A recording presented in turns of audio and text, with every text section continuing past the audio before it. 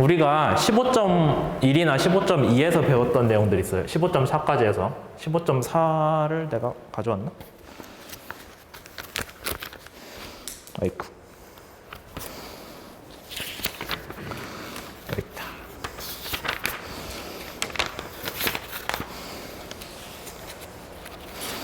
우리가 15.4는 그냥 그 가속도에 대한 문제였거든요. 그때 뭐가 나왔었냐면, 아니 그냥 이거부터 할까?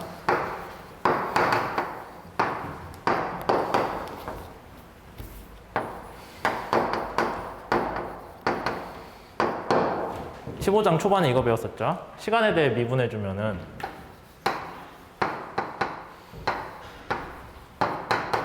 얘가 시간에 대해 미분해주면 뭐가 됐어요?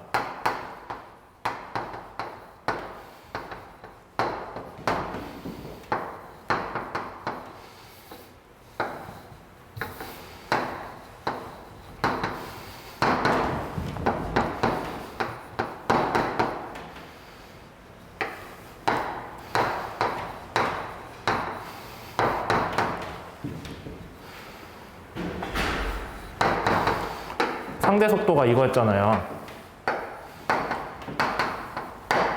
뭐야?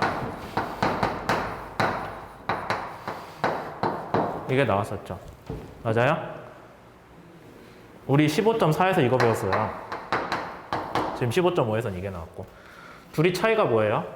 하나는 얘는 지구 고정 좌표계에서만 문제를 해석한 거고, 얘는 물체 고정 좌표계에서 움직이는 물체에 대해서 추가로 좌표계의 회전까지 고려를 해준 거예요. 그렇게 했을 때 한 끼리 서로 매칭이 되죠. 봅시다. 얘는 기준점의 가속도잖아. 그러니까 기준점의 가속도라는 거 우리가 어디에 대응이 돼요? 원점의 가속도에 대응이 되죠. 그 다음에 회전 각속도에 대해서 얘가 상대 위치랑 크로스 프로덕트 된 거 어디서 나와요? 여기 있네. 그냥 개념이 똑같단 거예요. 3번. 그 다음에 얘는 이제 그냥 상대 가속도니까, 이거는 우리가 리지드 바디 상에서였잖아요. 물체 간의 상대 위치가 변하지 않는 거.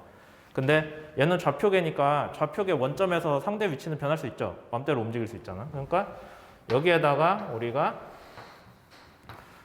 상대 운동이 여기서는 0인데 리지드 바디에서는 여기서는 상대 운동이 있는 거죠.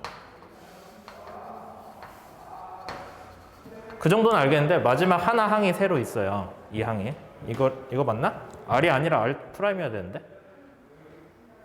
왜 얘기를 안 해줬지? 이거잖아. 속도에 대한 항이어야 돼요. 근데 그 속도는 뭐냐? 상대 속도에 대한 항.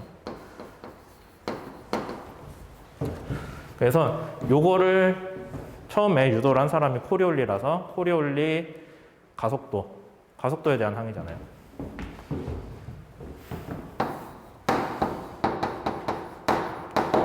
코리올리 가속도라는 게 나타납니다. 좀 되게 내용 길죠? 오늘 한 거. 근데 계속 다시 얘기를 하는 거지만은 이게 그 물체 고정 좌표계랑 지구 고정 좌표계에서 제일 핵심적인 내용이에요. 여러분들이 거기에 대해서 이해를 해야 이제 뭐 다른 거를 좀 표현을 할 수 있고, 물론 15.5까지 연습 문제를 보시면은 거기에 대해서 뭐 얘를 유도를 하고 뭐 그런 어려운 거 전혀 없거든요. 그냥 딱 아마 문제 보시고 거기에 대해서 해답이든 아니면은 저기 뭐 프리 솔루션이든 보면은 이거 뭐 식이 별거 없는데 그 생각 들 거예요. 왜냐하면 연습 문제 전부 다 그냥 이거 계산해라 라고 한 거거든요. 그러니까 이거 항만 알면은 계산하면 되죠. 그런데 이제 실제 적용이야 쉬운데 그것보다 여러분들이 이걸 유도하는 과정이 제 생각에는 훨씬 중요하다라고 생각을 해서 지금 저번 시간부터 오늘까지 하면 얼마야? 챕터 하나에 1시간 반 정도를 넘게 썼는데 제 생각에는 이 부분이 되게 중요하다고 생각을 해서 하는 거예요. 결과식이 중요한 게 아니라 얘를 유도를 해내는 과정이 중요하다라는 얘기 계속 드리고 있죠.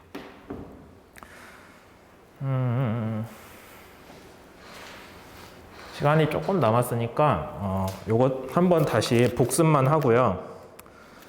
15.6은 어차피 진도 나갈 시간도 없는데 그냥 어차피 3차원식이기 때문에 여기에 있는 거 3차원으로 넣으면 되거든요. 그래서 제 생각에는 뭐 이거 구태 할 필요 없을 것 같고 숙제도 안 나가요. 아마 제가 그 풀이까지 다 올려놓긴 했을 텐데 챕터 15.6은 숙제로 하지 마시고요. 퀴즈도 15.5까지만 나오겠죠. 그러면은 그 다음에 15.7은 15.7도 사실 15.6에서 한 얘기랑 똑같은데. 뭐 전혀 할 게 없네 그러면.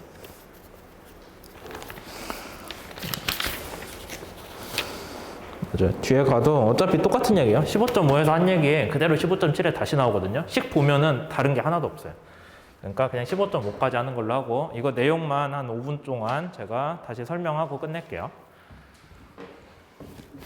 우리가 15.5에서 제일 처음에 들고 온 내용은 뭐였냐면은 물체 운동이 있는데 그 운동을 지구 고정 좌표계랑 쓸 자리가 없다.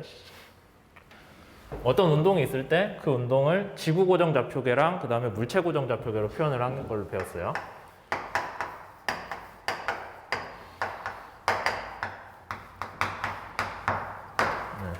하나의 좌표계로만 표현을 한다면은 우리가 15.4에서 배운 것까지만 쓰면 돼요. 근데 두 개의 좌표계, 그 좌표계 자체가 회전을 하는 오메가로 회전을 하거나 아니면은 뭐 V5라는 속도로 이동을 하는 그런 좌표계 상에서의 운동이 있다면은 걔를 어떻게 분석을 해야 될까라는 게 문제의 핵심이었죠. 그렇게 했을 때 우리가 처음에 구했던 건 뭐였어요? 시간에 따른 어떤 벡터든 간에 시간에 따른 미분을 지구 고정 좌표계에서 해준다면 걔는 어떤 문제가 발생했어요? 물체 고정 좌표계로 나타내었던 애가 지구 고정 좌표계에 대해서 해석을 하면은 그러니까 결국에 얘는 물체 고정 좌표계가 아니라 지구 고정 좌표계에 대해서 미분을 하자는 거예요. 그렇게 하면은 시간에 따른 변화량 뭐 어떤 좌표계에서 물체 고정 좌표계에서 더하기 이게 나오는 거죠. 여기까지 이해가 됐을 거예요. 그래서 그거를 그러면 Q라는 벡터를 뭐에 대해 써야 되냐? 여기 미분한 여기 뭐야? 유도하는 과정 보면은 아무 물리량이나 다 dt 오버 t 오버 dt라고 써져 있으면은 다 이식을 해야 돼요. 그냥 여러분들이 속 편하게 얘만 구해야지 그거 절대 없어요. 그래서 우선 봅시다. 위치에 대해서 해석을 했어요. 위치에 대한 시간 미분을 한 거를 그러니까 속도죠. 속도를 지구 고정 좌표계에 대해 난 표현하고 싶어 라고 하면은 이 식을 그대로 넣으면 돼요. 그러면은 얘는 뭐가 돼요? 물체 고정 좌표계 상에서의 속도가 돼요. 물체 고정 좌표. 여러분들이 배 위에서 움직일 때 그 배에 대한 상대 속도 더하기 배의 회전으로 인한 속도가 되는 거죠. 만약에 여기까지? 그렇죠? 그래서 그거를 속도항으로 나타내 주자면 이런 식으로 얘는 물체 고정 좌표계상의 상대 운동. 우리가 앞에서 한다면은 상대 속도니까 이런 식으로 쓸 수 있고, 그 다음에 회전으로 인한 성분. 만약에 그 좌표계 자체가 이동을 한다면, 병진 운동까지 한다면은 그 병진 운동까지 여기에 써줘야 되겠죠. 여러분들이 배에 타고 가만히 있는데 그 배가 막 움직여요. 그러면 밖에서 고정된 위치에 봤을 때 배가 회전을 안 하더라도 배가 움직이면 직진을 하면은 그 지구 고정 좌표계에서는 여러분들이 움직이는 걸로 찍히잖아요. 그 항이란 얘기예요, 얘는. 그렇게 되어 있고, 그 다음에 또 뭐를 더 설명을 해야 되냐?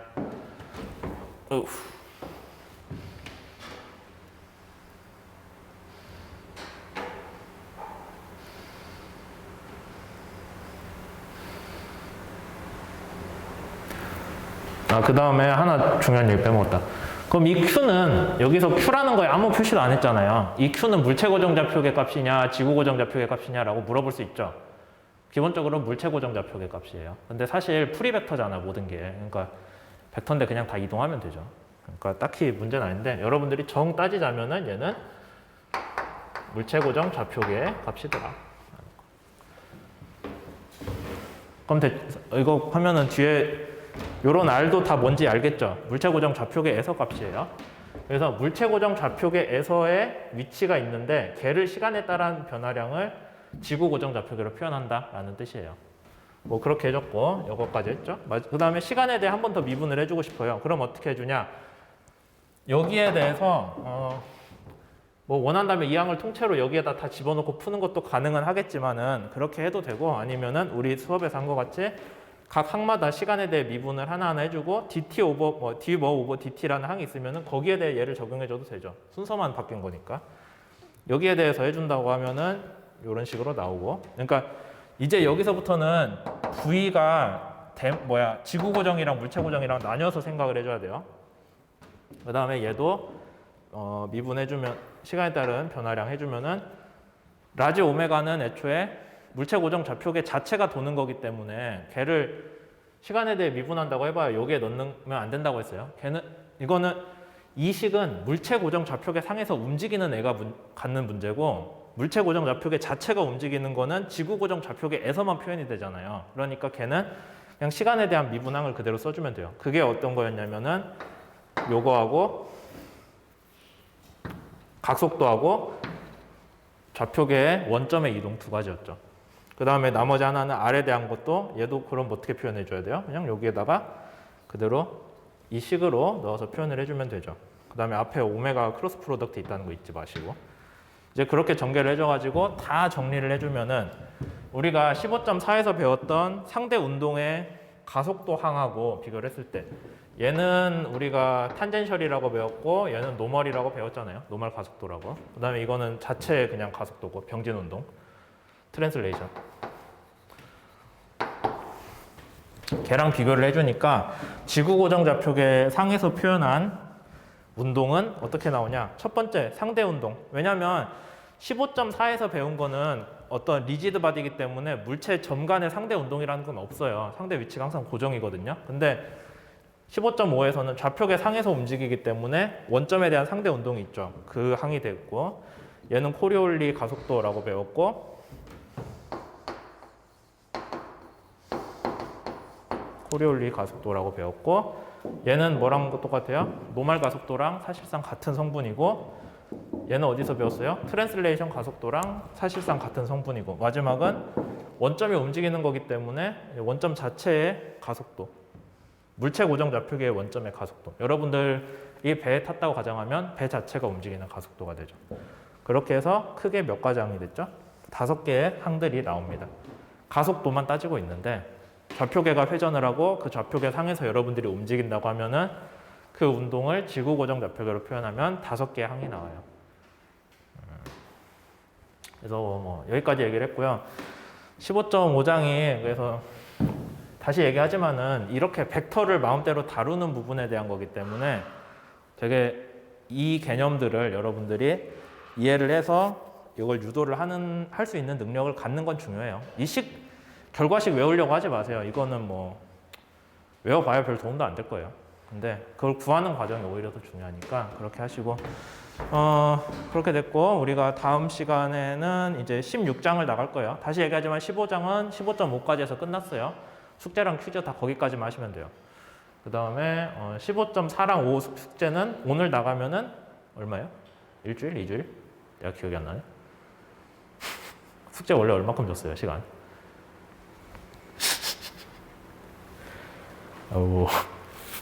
숙제는 2주 줬나? 내가 기억이 안 나서 그래. 2주잖아요. 그러니까 2주 주면 되지. 그거를 얘기를 해주면 되지. 오늘부터 2주 뒤까지 15.45 숙제를 내시면 되고요. 퀴즈는 그거 내는 날 볼 거예요. 그날은 평일일 거니까. 다음 주 수요일이 휴일이지 다다음 주는 아니니까요. 하여튼 그렇게 되고 뭐 그 이후 진도들도 쭉 나가도록 하죠. 그래서 오늘은 여기까지 할게요. 그 비대면 하신 학생들 이름 다시 한번 써주시고 출석들 해주시고 네, 수고들 많이 하셨습니다.